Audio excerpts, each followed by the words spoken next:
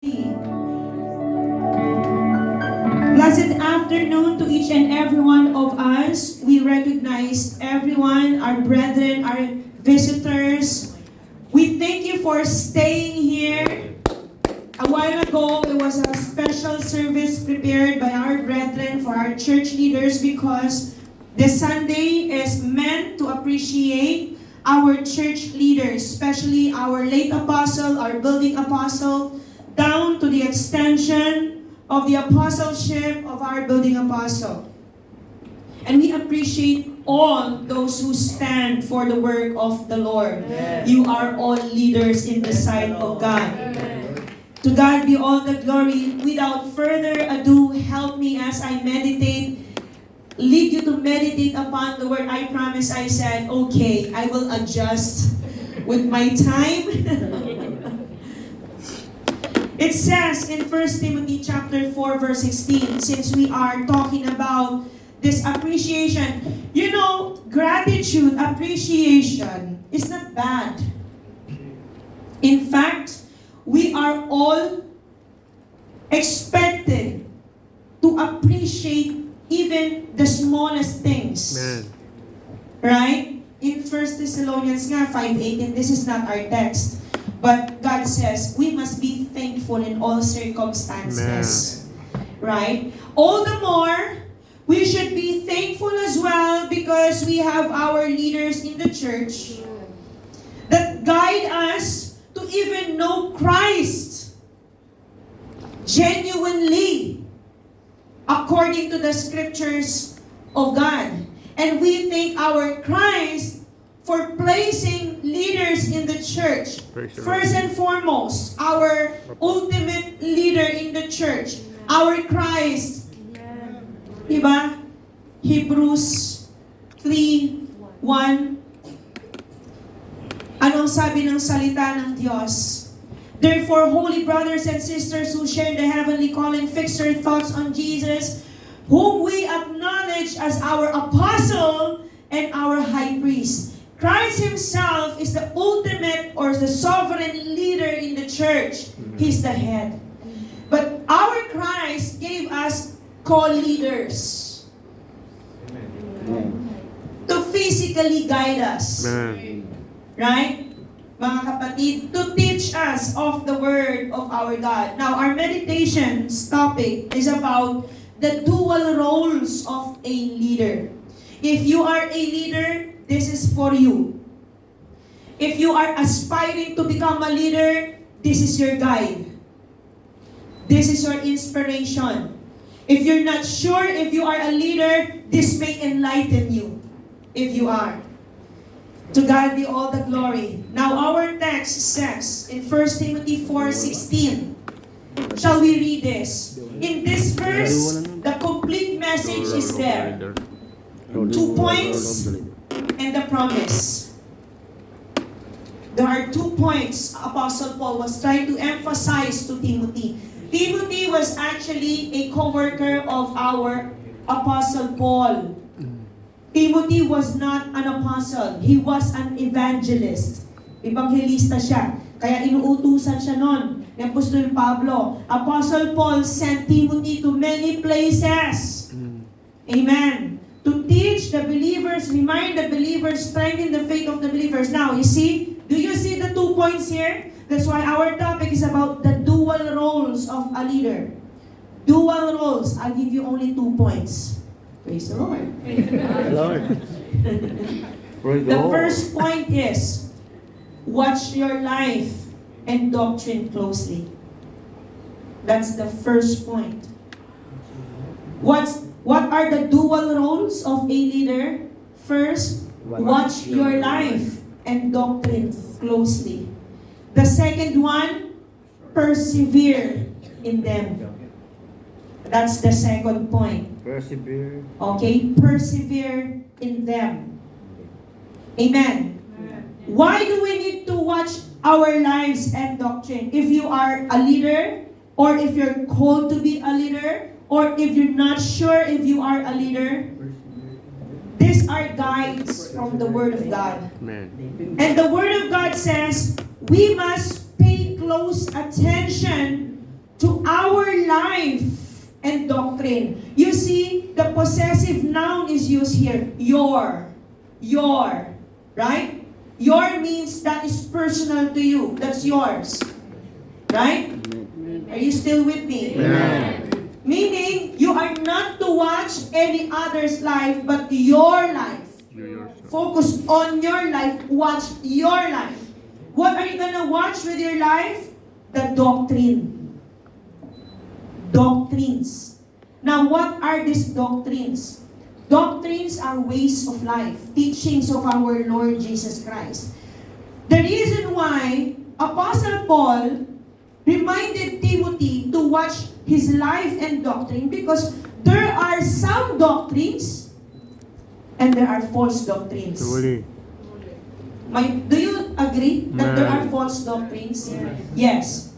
Allow me to read this. It says in Matthew 15:9 that there are doctrines as well, but not of God's.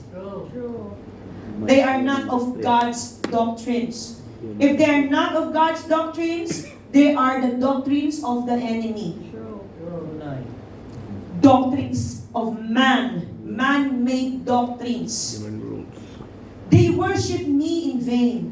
Their teachings are merely human rules. So, I like each and everyone to be reminded that we must watch our lives closely, and we must understand that not all doctrines we hear around us are sound doctrines.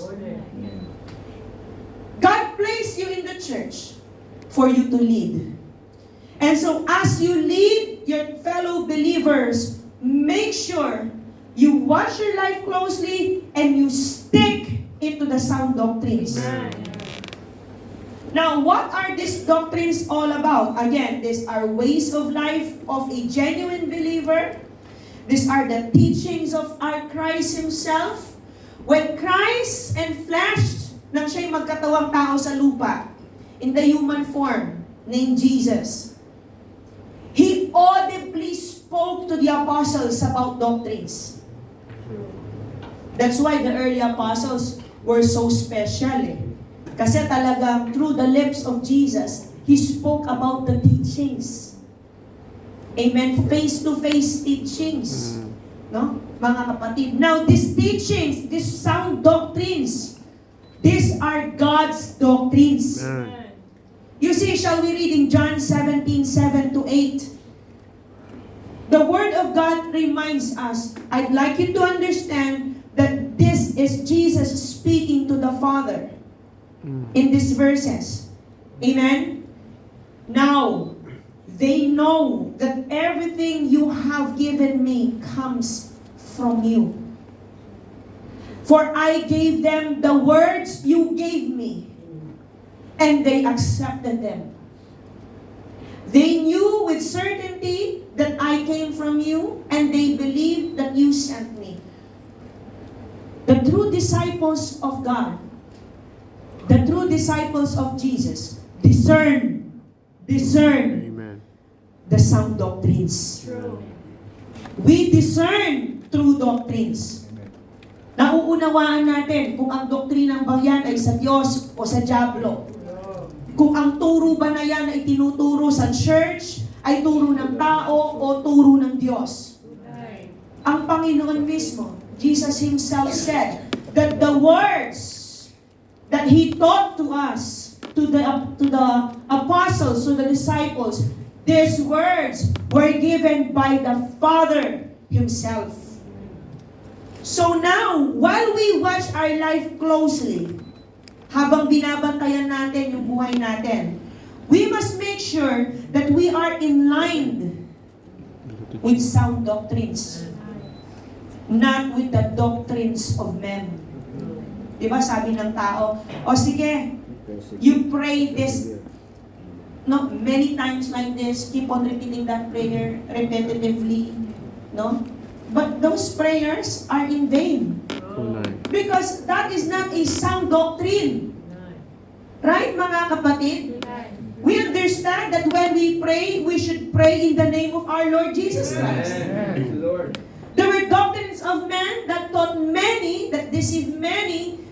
saying that when you pray, you don't need to address this in the name of our Lord. That's totally a bad doctrine there. That's not a sound doctrine. But Jesus Himself, whatever you ask in my name. Amen. So, even in our prayer life, we must watch closely that in our prayers, we are sound when it comes to doctrines. Coming in here, you should understand that you understand well why you are here.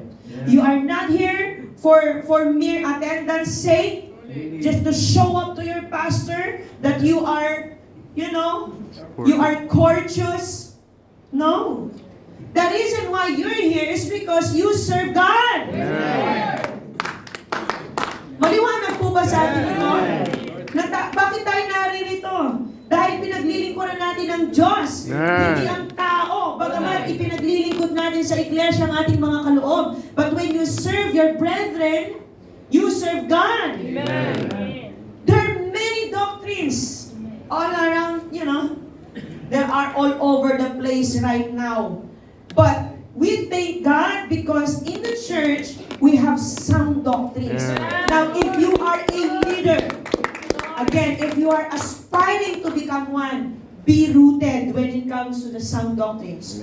So that you can watch yourself closely if you are walking in the alignment of God's will, then you can lead the believers. You can lead the people of God.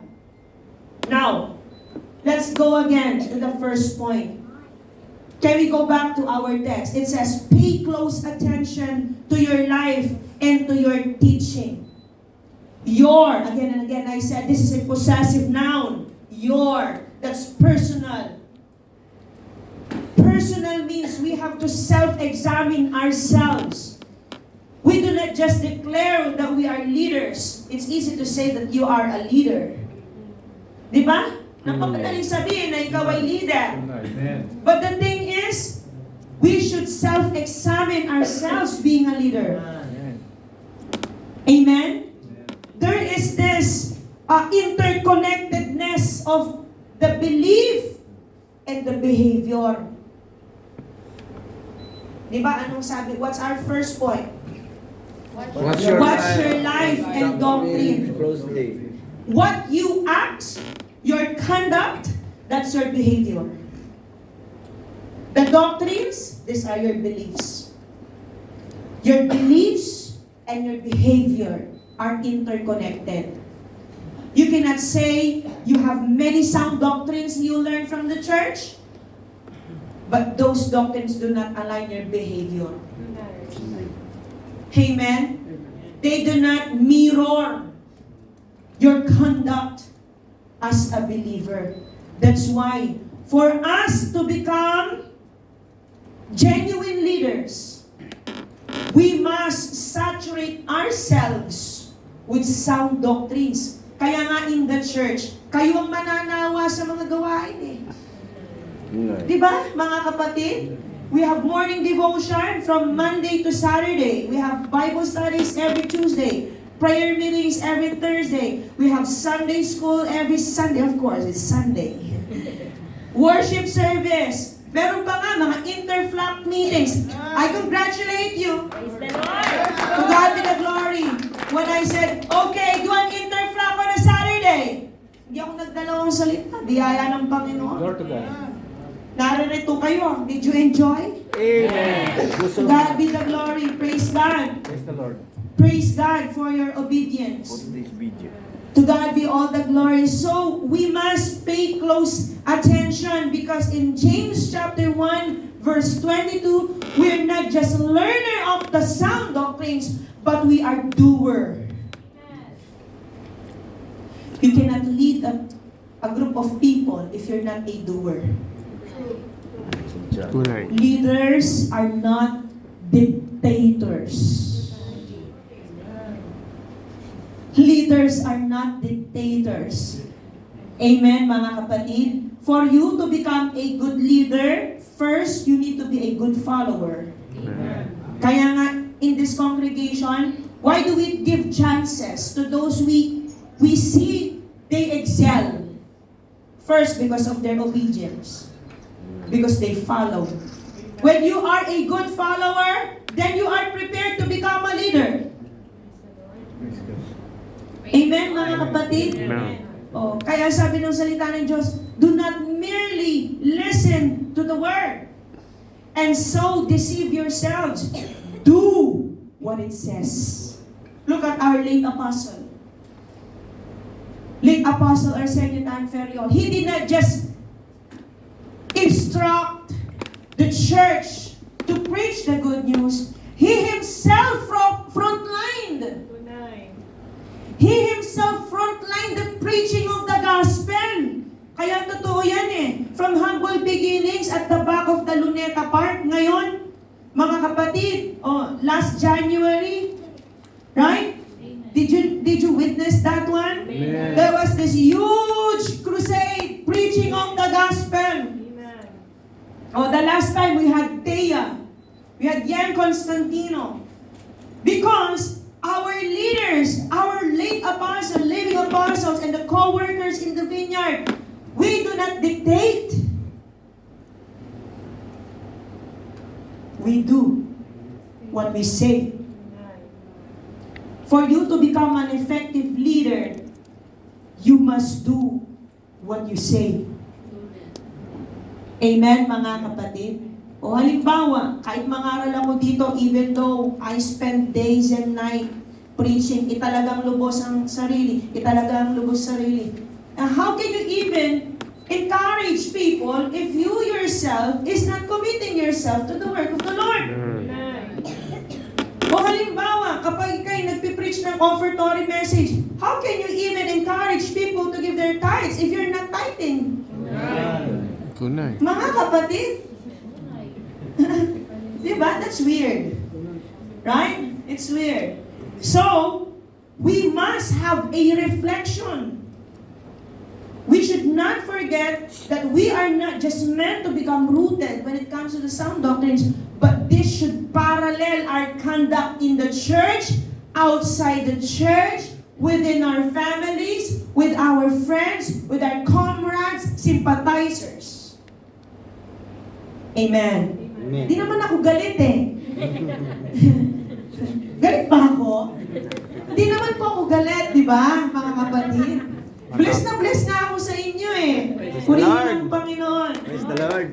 So, we must pay close attention to this because these doctrines, kanina narinig ko sa isang kapatid, yung mga doktrina, turo aral, totoo yan. Yan talaga ang magpapaugat sa atin. Because these doctrines, these teachings of our Lord Jesus Christ, now we go to second point. Kasi sabi ko, maikli lang ako. Ilang minutes na ba ako? Okay. Persevere. Alright. So, we must persevere in these things. We're talking about doctrines.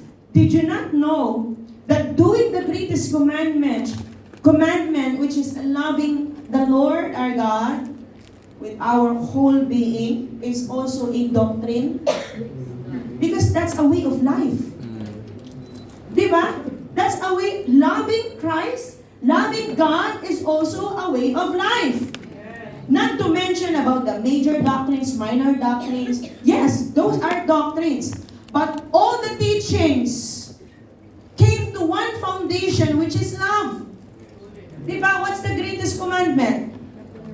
Love your God. Love the Lord your God with your heart, mind, soul. Sabi pa nga sa CEV ba yun? O sa MCV? With your muscles. Ibig sabihin, buong pagkatao mo.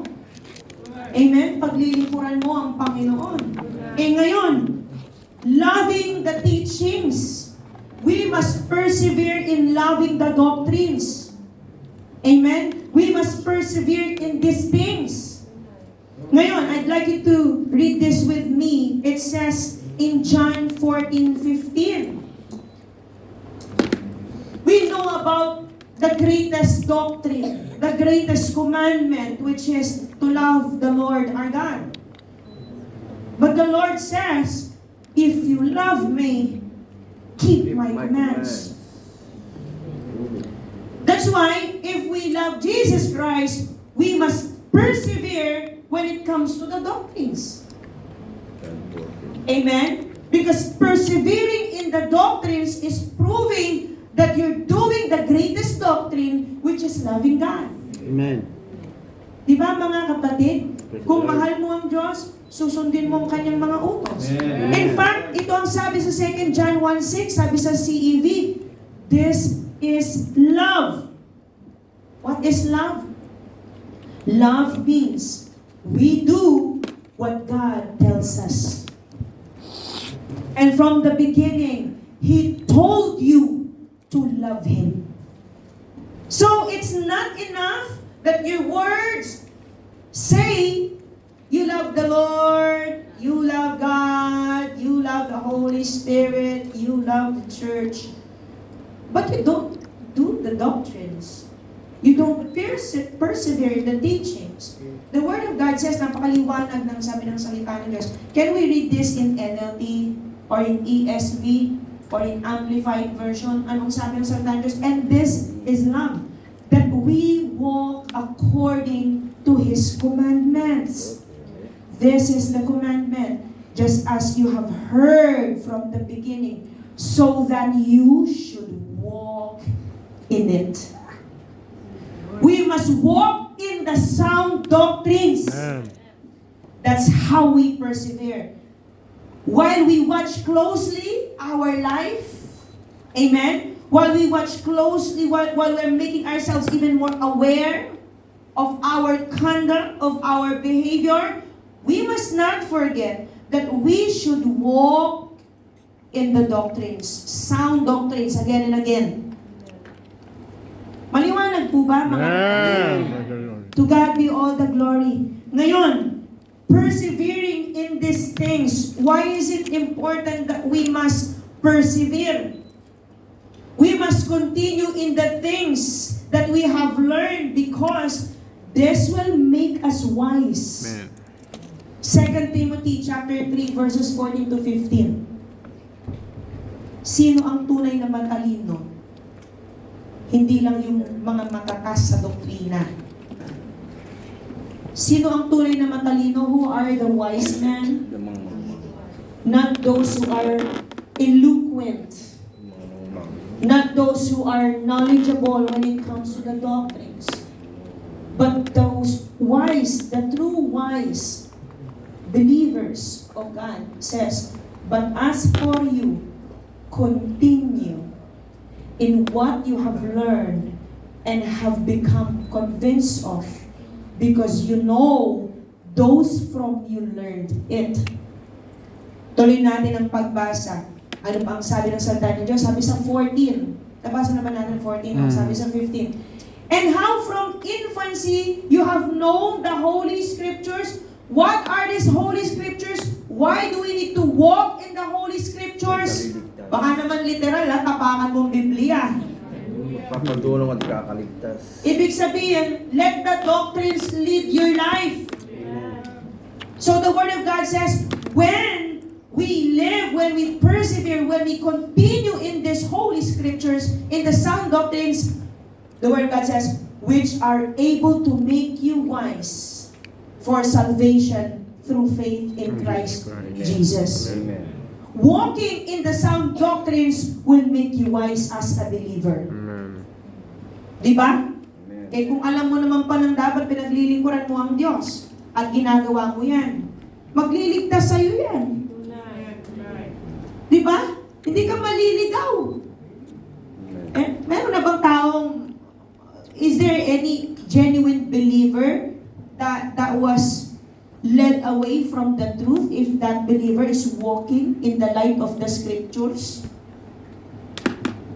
Mga kapatid, so far wala pa naman akong nasaksihan na ang lumalakad ka sa mga tunay na doktrina, ipinamumuhay mo, tas napariwara ka pa. Di ba mga kapatid? O bakit tayo tumitibay sa pananampalataya? Why do we see transformation in our lives? Because the Holy Spirit allows us to understand the sound doctrines. Amen. The Holy Spirit guides our understanding. Not just to learn, to understand, but to live in them. Glory. Amen. Amen, mga kapatid? Amen. Kaya we must persevere. Perseverance means you are enduring the faith, and steadfast you are when it comes to the trials. Diba? Halimbawa, you are about to lose your grip just because of the trials you experience. But because, this is what the doctrine tells us. Ang doktrina ay ganito. The sound doctrine is, the teachings of Jesus is like this. God says, Holy Scriptures will make you wise. Amen. Holy Scriptures will help you decide what to do even in the times of trials. Holy Scriptures will help you endure the faith. Diba mga kapatid? Amen. Anong sabi sa Hebrews 11:1? The Holy Scriptures give us the faith Now, faith is confidence in what we hope for and assurance about what we do not see. Even in the times that you are challenged because of the trials, but because you have faith, Romans 10:17, you kept on listening and listening to the Word of God that produced faith within you. Diba? Consequently, faith comes from hearing the message, and the message is heard through the Word about Christ because you keep on listening to the Word of our God. Now you are ready to face trials. Amen. Hebrews 11:1 Malimit pala tayo. Kasi you are convinced of, Kahit di mo nakikita. even though you do not see. Amen. Look, now faith is confidence in what we hope for and assurance about what we do not see. Amen. Meaning the sound doctrines, when we live by them, when we live in them, when we walk through them, your faith is becoming even more established. Amen. Then you are prepared to endure. Sound doctrines will help us persevere. At ito, bilang isang assessment lang, isang manggagawa sa biyaya ng Panginoon. Tapos ng libron yan. Bakit ang mga kapatid, Tapos ng libron. mayroong mga nanampalataya na, why are there believers that easily turn away from the faith? Why? First could be because the faith could be man-made. I'm talking about in general. Kasi may true faith, may false faith bakit? Kahit sa false faith, mayroong tumatalikod pa. Bakit? Because the doctrines are not sound. Okay. Pero sa tunay na iglesia, in the genuine body of Christ, how come there are believers that even in the times of sufferings, they remain? They remain in the faith. Glory to God. And I praise God because you're here. Praise the Lord. Alam niyo bakit? Because of the doctrines. Tutuwa na. You love the doctrines. You persevere by the doctrines. No, you do not just learn. You do. You do the doctrines. You live by them. Amen. Again and again. The greatest doctrine of all. Loving the Lord our God. Amen. Now you understand. The reason why you persevere is because you love the doctrines. You love Christ. Dahil itong mga doktrinang ito ay patungkol sa Diyos. These doctrines are, are about God, about our Lord Jesus Christ. That is why we must persevere. And it says here, mga kapatid, now we are acknowledging our leaders. First, our apostle. Our greatest apostle. Who's our greatest apostle? Jesus. Do not remove Jesus in the equation. That's not a good doctrine. Jesus is our high priest. Jesus is our ultimate apostle. Amen, mga kapatid. And so up until the human apostles, up until to the co-workers of the apostle. Mga kapatid, look, it says here in Ezekiel chapter 34, verses 16 to 17, you see that leaders, first and foremost, we do not just preach about the doctrines again and again. By the grace of God, and as much as we can, we live by the doctrines. Amen? Kung kayo makikita nyo, kanina sa inyong mga patotoo, habang kayo'y nagpapatotoo, nag-iisip ko ang Panginoon. Nakapagbubulay ako. Dahil lahat ng mga sinabi nyo, yan ay gawa ng Panginoon. Praise God. Spoken through your lips. We do not magnify the person or the people, but we magnify the word of the Lord through the people. Praise the Lord. Kaya habang kayo nagpapatotoo, talagang glory to God, praise God, to God be all the glory. Why? Because that is who Jesus is.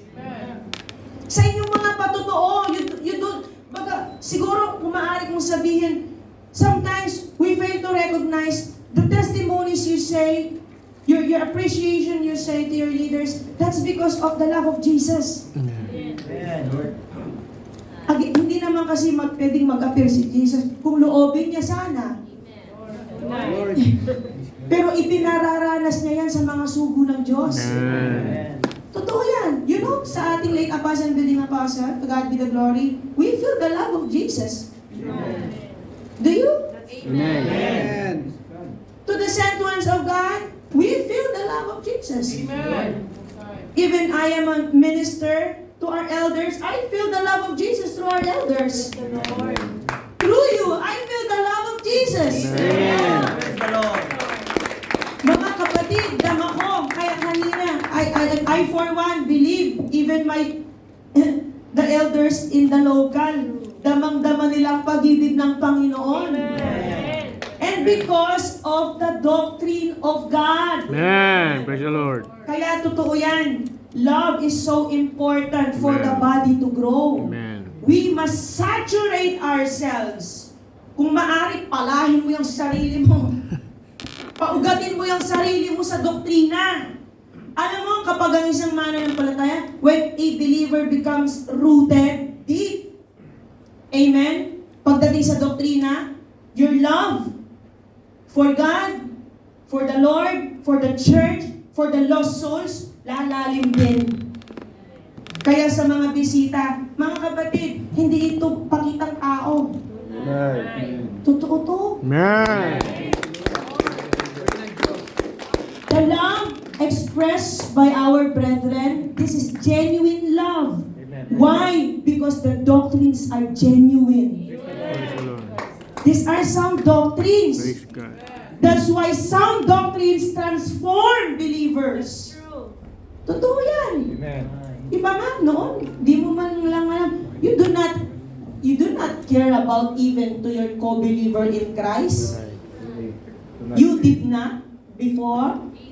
But now, mga kapatid, kulang na nga. Pati yung mata mo, ibigay mo na sa kapatid mo eh. Di ba mga kapatid? Kulang na lang. The only amount that you have, you're willing to give it to your brethren. Alright. Di ba mga kapatid? This church is not just, we do not fantasize. It's not a church full of fantasies. This is genuine. This is a genuine church. Why? Because the doctrines are genuine. Kaya yung pag-ibig natin sa isa't isa, the love for each other is genuine as well. Kayo na makakapagpatotoo niya. Amen. Kasi ako, damang-dama ko pag-ibig niyo eh. Maliban na lang kung pakunwari yan. Hallelujah. Pero kung pakunwari man yan, bilib na bilib ako sa pag-ibig niyo. I'm so in love with you, brethren. Thank you, Lord. Kagabi nga, nako, sabi ko sa inyo, pagkatapak namin dito, we were fetched up by Brother Rene, my dad. Pagkatapa ko dito sa tawag dito, pathway, sabi ko, sumasabog ang puso mo. I'm so blessed. Nice. Sabi ko, I'm so blessed, Lord! Praise the Lord! I'm so blessed to be in the church. Hindi ko alam na meron pala kayong appreciation. Kaya I'm so blessed even more. Praise the Lord. Wala pa kayong ginagawa. We're blessed already. Kagabi nga, sabi ko, you know, biyaya kay Elder Rene, Elder Vince, magtinginan lang kami, nararamdaman na namin yung, alam mo yun, we cannot contain it. Pero hanggang sa pag-uwi sa bahay, we're so blessed, right? I know, right? I know what you mean. We're so blessed. Even sa pagbiyahe lang papuntang airport, hindi kami natapos sa, we convince each other. We're so convinced that we're blessed because the church is genuine. Your love is genuine. The way you walk in the sound doctrines is genuine. Sabi ko, Lord, hindi ko alam kung saan ako. Pero, oh, praise God. Praise the Lord. God is good. Amen. I am surrounded with you. Glory to God. I'm so proud of you, God be all the glory. brethren. God be all the glory. I'm so proud of you. God is good. And the elders can fear. To God be the glory. Oh, I'm lost for words, but I'm blessed because you're with me, with the apostle. We are walking all together, Praise the Lord. hand in hand. We are Praise the Lord. persevering. To God be the glory. Totoo yung awit ni Ian Constantino eh. Hawak kamay talaga tayo eh. Mga kapatid, because we have sound doctrines in the church. Kaya alam nyo, hindi na ako magtataka if all of you here will become leaders. Praise the Lord. Sa totoo, huwag nang lalaki ang tenga natin. Sabi nga, when we attended the district meeting, ayan, the elders are witnesses. Nagtatanong sila eh, paano? Paano? How? My answer is because there's love and unity. That's the only way. Di ba nga, mga kapatid, ano ang sabi sa Ephesians 4:16? Sabi sa CEV, we love the doctrines. Right? We love each other. We love the church. Ephesians 4:16. Why? Why are we cohesive to one another? Why are we intact by the grace of God? Bakuran nawa ito. Ang Panginoon. Ano ang sabi sa Ephesians 4:16? Sabi sa CEV yan, mababasa niyo yan. Yan ngayon, mababasa niyo na talaga yan. Oh, yan. See? Yun! Praise God! Of the body. Sige, para hindi putol, umpisa na sa 15. Love should always make us tell the truth. Then we will grow in every way and be more like Christ. Amen. The head of the body. Christ is the head of the body. Is the ultimate leader of the church. Amen. Is the owner of the church. Amen. Amen. Christ holds it together and makes all of its parts work perfectly as it grows and becomes strong because of love. We thank God because the doctrines, the sound doctrines that we learn from the church are out of love. Their foundations are the love of our Lord. Kaya alam nyo, ang totoong doktrina, walang pakunwari yan. Inoorasan na ako ng kapatid. Alam nyo, ang totoong doktrina, Mga kapatid, ito lang hint lang sa inyo to. Baka hanggang ngayon naghahanap pa kayo ng church. Hallelujah. Jesus' name. Gusto nyo hanapin kung ano ang totoong iglesia? Yung pag-ibig na may disiplina. Amen. Yung pag-ibig na nagsasabi ng totoo. Amen. Love that do not deny the truth. Or love that does not deny the truth. That is genuine love. That's why here in the church, regardless kung masaktan ka man ng doktrina, it's okay. That's love. Amen. Diba mga kapatid? Oh, sabi ng salita ng Diyos, magpakabanal. Live in holiness. Sometimes your hearts get pricked because we know in ourselves we're not holy. But that's what doctrine is. Amen. The doctrines will not adjust for us. Amen. Some doctrines do not adjust to the hearers. We eat them. We masticate sound doctrines. Nilulunok natin yan, ninunguya natin yan. Dahil sustansya yan ng ating kanin. Ngayon, mga kapatid, we must not forget that all these sound doctrines are coming from the love. Because of love. Amen. And maliwanag na nabasa natin kanina, if you love the Lord, if you love Him, walk in them. Amen. When you learn how to walk in the doctrines that are sound, because these are the teachings, words given by Father to our Lord Jesus Christ, kapatid to the sent ones of God, then you are prepared to become a leader. In your own little ways, you are called to lead those who are lost. Hindi lang pagpipreach ang pagiging leader. Amen. Your ministry, God placed you there to lead. Whatever ministry is that, praise and worship, food ministry, soul winning, cleaning, whatever it is. That is a ministry entrusted to you to lead, to inspire others. Diba? Leader inspires. Again and again, leaders do not dictate. Leaders inspire. Leaders encourage. Leaders will make you feel you belong to the group. Amen. Leaders entrust future leaders. Leaders produce and make future leaders. Amen. Kaya Christ sent leaders before us. Kaya mga kapatid, now, if you see yourself, hindi pa natin nabasa kanina, no? Ezekiel 34, 16 to 17. Look at our Lord Jesus Christ. Him being the leader of the sheep, the good shepherd.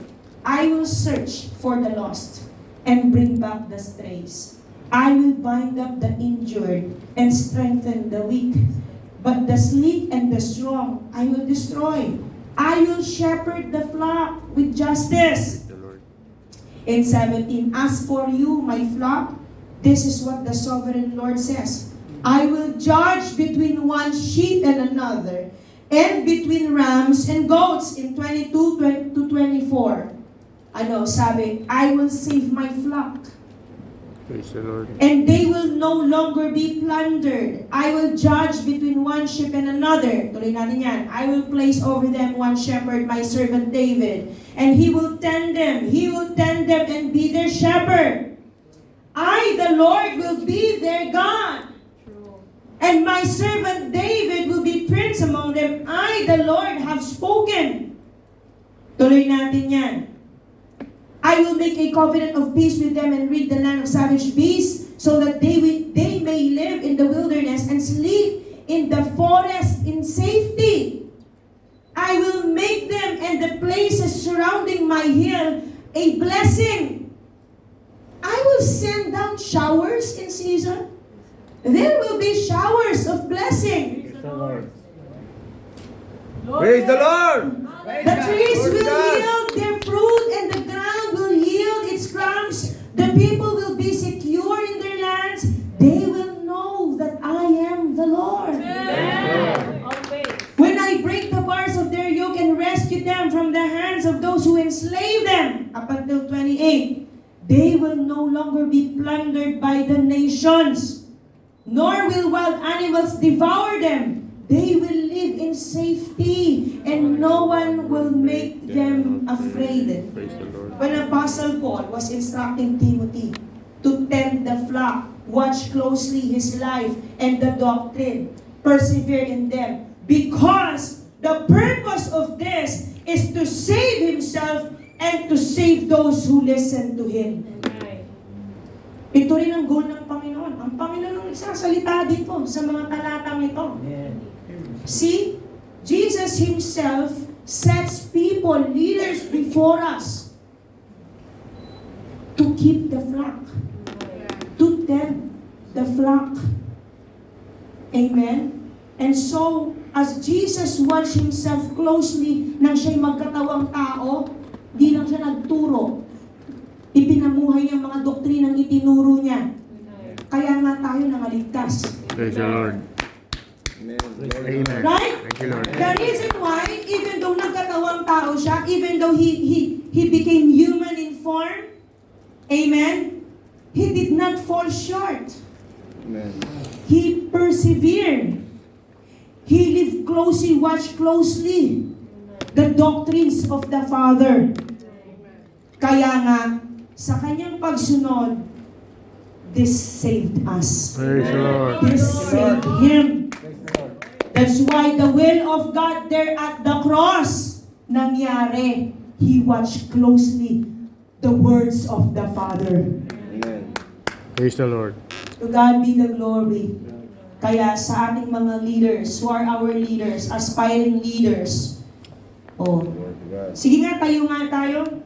Sa ating mga leaders, ministry leaders, officers, kawal leaders, assistant flock leaders, aspiring to become leaders. Come on, stand up. Lord. By the grace of God. Yes, stand up, come on. Let us all be inspired to become leaders. This is our mindset should be, since we are in the season of expansion. Each of us here must become a leader. Each of us. That's why, sige po, makakaupo na po. That is why, mga kapatid, we are guiding everyone here to find your corner of greatest impact. Amen. Because everyone is born a leader. Everyone is born a leader. And that, if we will do the same, just like Timothy, then you are prepared to partake the season of expansion. Praise the Lord. Amen, mga kapatid. To God be the glory. So, for the conclusion, yan, hahatiin ko na to. Kasi ilang minutes na lang ako. Negative na. Okay. What is the conclusion? Ayan. Nandun din sa ating teksto yung conclusion. Amen.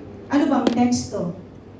What's our text? Persevere in them. 1 Timothy 4:16. Dual If role. we will watch closely our life, amen, and the doctrine, if we will persevere in them, the text says, you will save both yourself and your hearers. You and the people you lead Amen. will be saved. Amen. Kahit sa ngayon na tayo mga mananampalataya na, this will save us. Because we do not believe in the doctrine of man na ang sabi, once you're saved forever. That's not true. That's not true. Kaya nga, the Word of God says, persevere. Persevere because you need to save the salvation. You need to secure the salvation. So if we will do all together what Timothy did, that will save you. And that will save the people you lead. Amen. Truly. To God be all the glory. And so as an appreciation, how should we appreciate them? How do we appreciate you as leaders, our sent ones, our apostles, living apostle? Hebrews 13:17. Obey. Have confidence in your leaders Amen. and submit to their authority. Amen. Because they keep watch over you Thank you, Lord. as those who must give an account. Mm.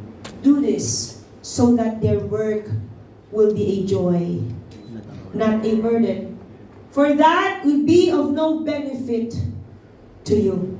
So since God sent us genuine leaders, first, the apostles, down to the pastors, teachers, there are the evangelists, the prophets there.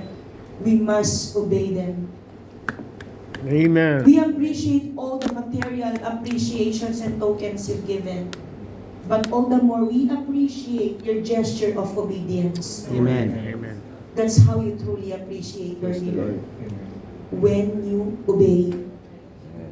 And I praise God again and again. Praise God. Kaya ang sabi ko, Lord, oh Lord, I thank you so much. Amen. Lord God. I'm so blessed. Amen. We're so blessed. Amen. Amen. What else? Lastly, we should appreciate them. Appreciate. Kanina, appreciate through obedience. Ngayon, appreciate. 1 Timothy 5:17, Amplified Version. Especially those who look after your souls. Amen. The elders. Who are the elders here? Apostles, prophets, evangelists, pastors, teachers, elders. Yung mga pinatanda na sa pananampalataya. You are an elder when you are set to become an example to your fellow believers. Amen? The elders who perform their leadership. Flock leaders are also. Kaya nga kanina dapat tinawag ko itong mga flock leaders. There are things that you do not see that they work hard for. Glory to God. Yes. The elders who perform their leadership duties well